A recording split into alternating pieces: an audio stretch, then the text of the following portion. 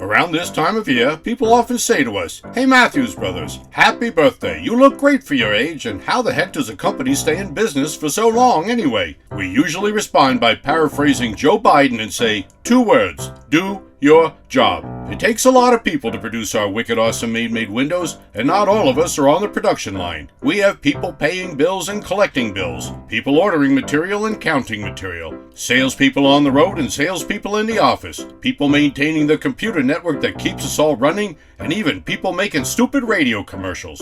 And the reason we have so many people is because there are so many jobs to do. And without each and every one of these people doing their job, the windows don't get made. Okay, we could probably do it without this stupid radio commercial guy, but not the rest. You can see the wicked awesome made results of our teamwork, but only at Better Lumber Yards and Window Professionals or on the web at MathewsBrothers.com. Mathews Brothers with 1 T, America's oldest window manufacturer.